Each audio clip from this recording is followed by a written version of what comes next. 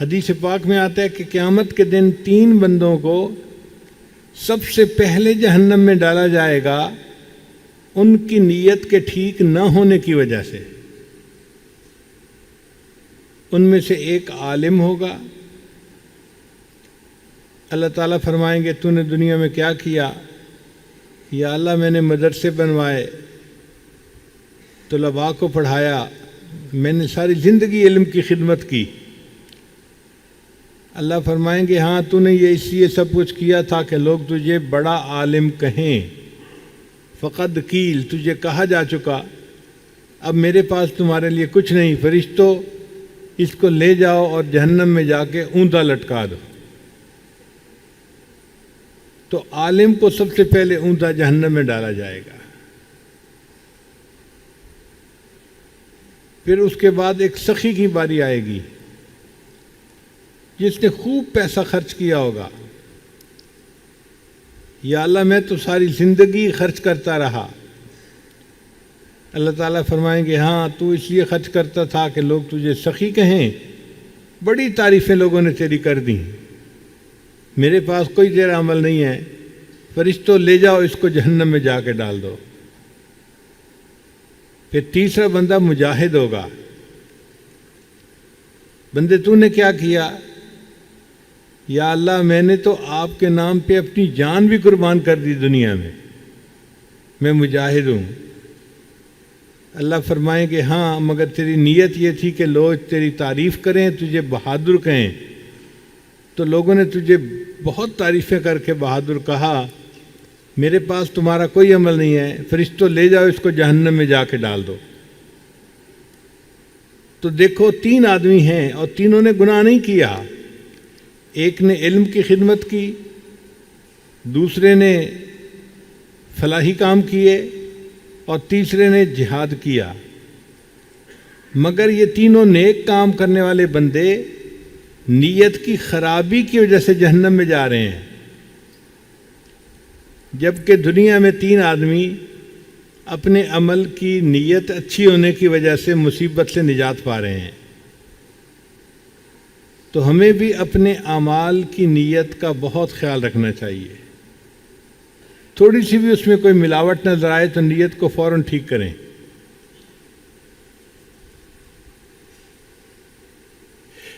نیت ٹھیک کیسے ہوتی ہے؟ اس کے 3 طریقے ہیں۔ پہلا طریقہ کہ کام کے اول اور درمیان آخر پہ اپنی نیت کو چیک کرتے رہیں کہ میں یہ کیوں کر رہا ہوں، اگر کوئی اس میں کمی بیشی نظر آئے تو نیت کو پھر ٹھیک کریں۔ انسان کو اختیار ہے، وہ جو نیت کرنا چاہے وہ کر سکتا ہے، تو اپنی نیت کو ٹٹولتے رہنا یہ پہلا عمل ہے۔ اور دوسرا عمل مخلص لوگوں کی صحبت اختیار کرنا۔ خربوزے سے خربوزہ رنگ پکڑتا ہے، جب اللہ والوں کی صحبت میں بندہ رہتا ہے تو ان کی صفات بندے میں منتقل ہوتی ہیں، اور انسان کو بھی اخلاص کے ساتھ اعمال کرنے کی توفیق نصیب ہو جاتی ہے۔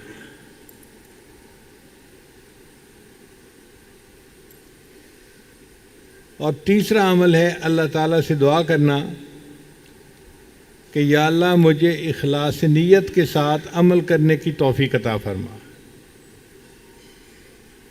اگر نیت میں تھوڑی سی بھی کمی ہوگی تو اس کی وجہ سے عمل کو رد کر دیا جائے گا۔ اللہ تعالیٰ کو بالکل صاف عمل چاہیے جس میں 100% نیت اللہ کی رضا ہو۔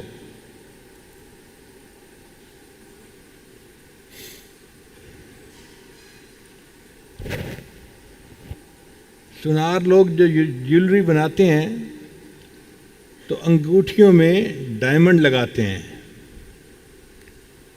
ڈائمنڈ کی قیمت مختلف ہوتی ہے،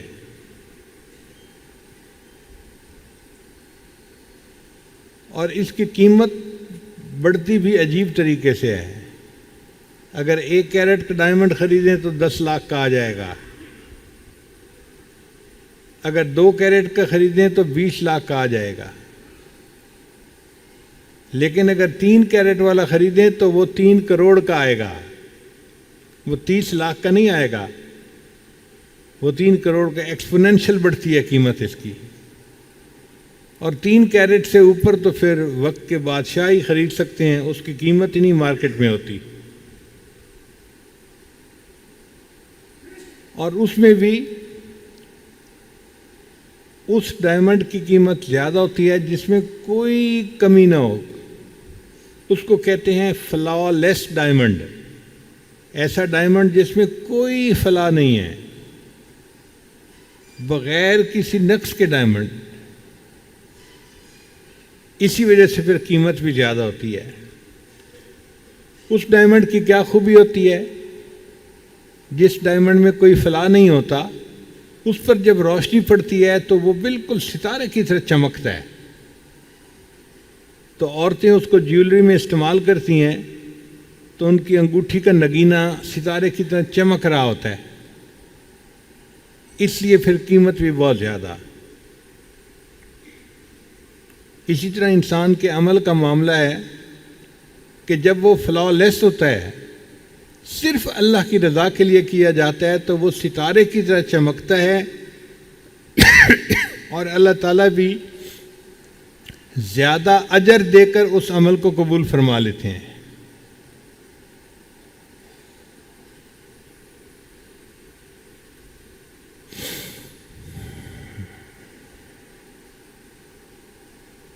اکابرین کے واقعات پڑھیں تو حیران ہوتے ہیں کہ وہ کس طرح اللہ کی رضا کے لیے ہر عمل کرتے تھے۔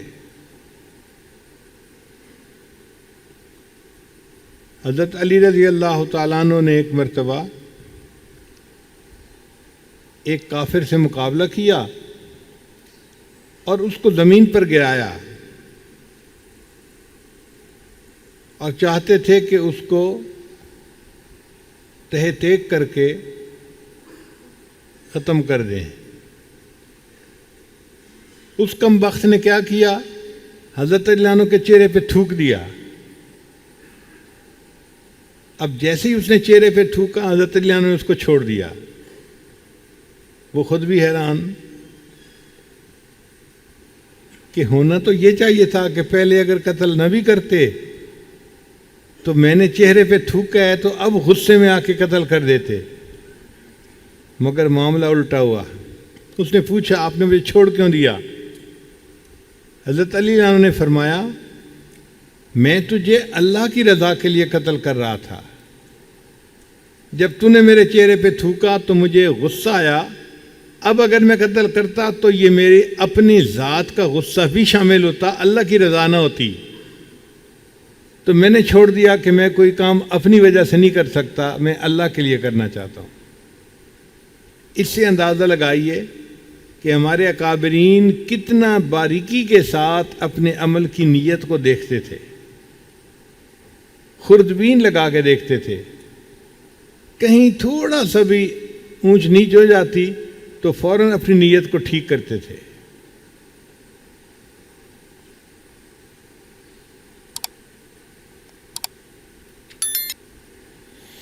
حضرت سعد ابن ابی وقاص رضی اللہ تعالیٰ عنہ نے مدائن کو فتح کیا تو اللہ تعالیٰ نے مسلمانوں کو بہت سارا مال غنیمت دیا۔ جو مدائن کا بادشاہ تھا وہ قتل ہو چکا تھا اور بہت سارا مال مسلمانوں کے ہاتھ لگا تھا، تو مسلمانوں کے امیر نے اعلان کروایا کہ جس مجاہد کے پاس جو کچھ بھی ہے وہ لا کے اس کو اپنے امیر کے پاس جمع کروا دے، پھر ہم حساب سے اس کو سب مجاہدین کے اندر تقسیم کریں گے۔ چنانچہ جس کے پاس جو کچھ تھا سب لوگ لے کے آئے۔ اب سامان تو بہت سارا آ کے جمع ہو گیا، لیکن ایک چیز مسنگ تھی کہ جو بادشاہ کو قتل کیا گیا تھا تو بادشاہ کے سر پہ ایک تاج تھا اور اس تاج میں بڑے قیمتی ہیرے موتی لگے ہوئے تھے، اس کی بڑی مالیت تھی، وہ واپس نہیں آیا تھا۔ تو امیر لشکر نے دوسرے دن پھر اعلان کروایا کہ اگر کسی کے پاس وہ تاج ہے تو آج وہ بھی جمع کروا دیا جائے۔ تو بادشاہ اکیلا بیٹھا ہوا تھا، اس نے دیکھا کہ ایک نوجوان آیا، پھٹے ہوئے اس کے کپڑے تھے، لگ رہا تھا کہ بہت ہی غریبی کی زندگی گزارنے والا بندہ ہے، اور اس نے ایک کپڑے کے اندر وہ تاج جو تھا وہ لپیٹا ہوا تھا۔ وہ آیا اور بادشاہ کو وہ تاج دے کر واپس جانے لگا۔ بادشاہ بڑے حیران، اس نے پوچھا بھئی تمہارا نام کیا ہے، تمہارے والد کا نام کیا ہے؟ تم اتنا بڑا کام کر رہے ہو کہ یہ تاج تم نے واپس کر دیا، کسی کو پتہ نہیں تھا کہ یہ تاج کس کے پاس ہے۔ اگر وہ اس تاج کو خود بیچتے یا اس کے ہیرے جواہرات کو ایک ایک کر کے بیچتے تو پوری زندگی ان کی آرام سے گزر جاتی، مگر انہوں نے لا کے اس کو جمع کروا دیا۔ اور بادشاہ کو دینے کے بعد پھر وہ چل پڑے، واپس پیٹھ پھیر کے جانے لگے۔ تو بادشاہ نے کہا بھئی آپ کا کیا نام ہے، آپ نے اتنی بڑی چیز جمع کروا دی؟ تو وہ مجاہد تھوڑی دیر کے لیے رکا اور اس نے کہا کہ بادشاہ سلامت، جس اللہ کو راضی کرنے کے لیے یہ تاج میں نے آپ کے پاس جمع کروا لیا ہے، وہ اللہ میرا بھی نام جانتا ہے اور میرے باپ کا بھی نام جانتا ہے، آپ کو بتانے کی کیا ضرورت ہے؟ جس اللہ کو میں نے راضی کرنا ہے وہ اللہ میرا نام بھی جانتا ہے، میرے باپ کا بھی نام جانتا ہے۔ امیر لشکر اس کے جواب سے اتنا خوش ہوئے کہ اس کے بعد جب کبھی کسی مصیبت میں گرفتار ہوتے تھے تو اس مجاہد کے اس عمل کو اللہ کا سامنے واسطہ بنا کر پیش کرتے تھے، اور وہ فرماتے ہیں کہ میں نے جب بھی اس مجاہد کے اس عمل کا واسطہ اللہ کو پیش کیا، اللہ نے پوری زندگی میری ہر دعا کو قبول فرمایا۔ تو جو عمل اخلاص کے ساتھ کیا جاتا ہے، اللہ تعالیٰ اس عمل سے اتنا خوش ہوتے ہیں۔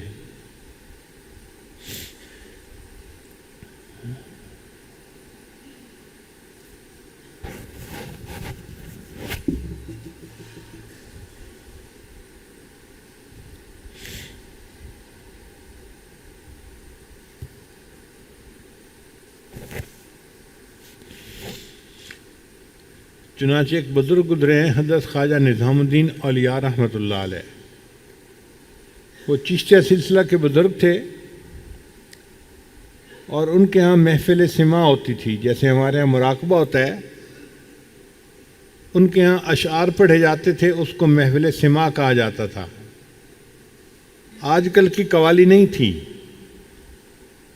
آج کل کی قوالی میں تو ساز ہوتا ہے اور گانے کو اسلامی رنگ دے دیا جاتا ہے۔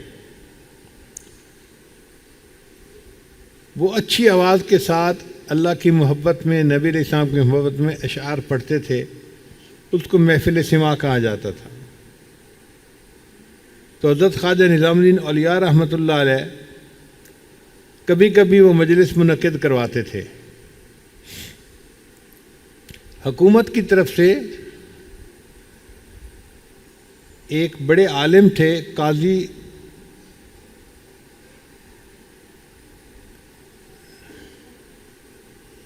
ضیاء الدین سنامی رحمۃ اللہ علیہ، وہ محتسب اعلیٰ مقرر تھے، اور ان کی ذمہ داری تھی کہ اس قسم کے اعمال جو بدعات ہیں ان کو روک دیا جائے۔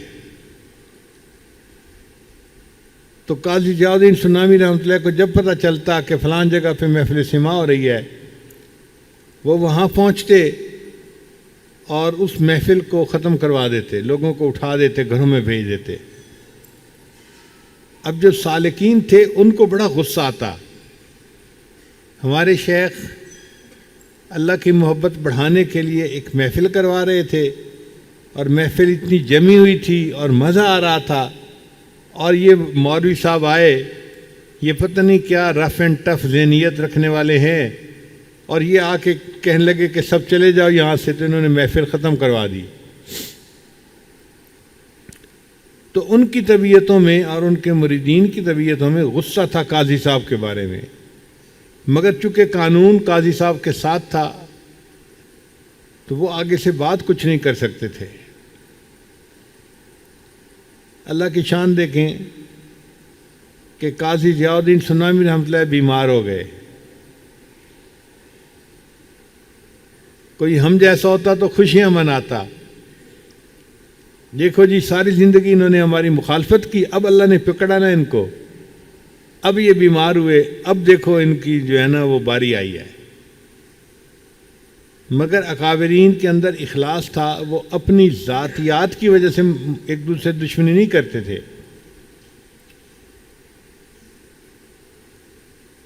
حضرت خواجہ نظام الدین اولیاء رحمۃ اللہ کو پتہ چلا کہ قاضی صاحب بیمار ہو گئے ہیں، اور بیماری جو ہے وہ زیادہ خطرناک ہے، تو وہ چلے کہ میں جا کے ان کی عیادت کرتا ہوں، بیمار پرسی کرتا ہوں۔ دروازے پر پہنچے اور انہوں نے دروازہ کھٹکھٹایا۔ اندر سے قاضی ضیاء الدین سنامی رحمۃ اللہ کا ایک خادم تھا، اس نے آ کے دروازہ کھولا، دیکھا کہ نظام الدین اولیاء رحمۃ اللہ کھڑے ہیں۔ پوچھا کیسے آئے؟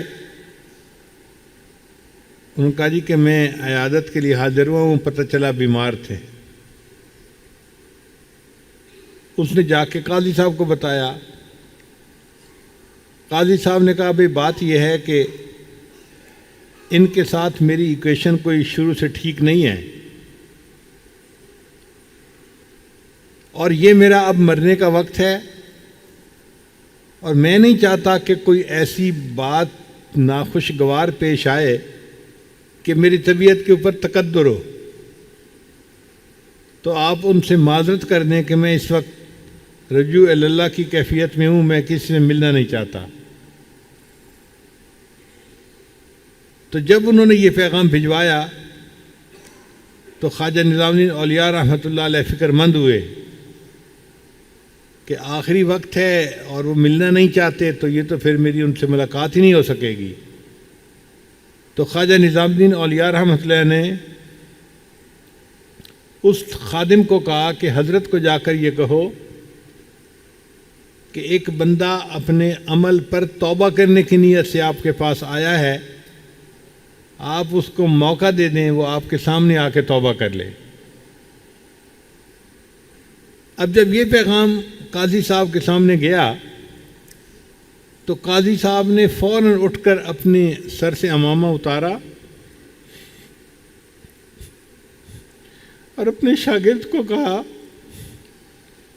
میرے بستر سے لے کے گھر کے دروازے تک یہ میرا عمامہ بچھا دو، اور خواجہ صاحب سے کہو کہ وہ جوتوں کے ساتھ چلتے ہوئے اس عمامے پر میرے پاس آئے، کیونکہ ان کے ساتھ جو میری مخالفت تھی وہ اللہ کے لیے تھی، وہ اپنی ذاتی اغراض نہیں تھی۔ اگر وہ توبہ کی نیت سے آئے ہیں تو میں ان کو قبول کرنے کے لیے تیار ہوں۔ تو ہمارے اکابر اپنے اعمال میں اس قدر اخلاص کا خیال رکھا کرتے تھے۔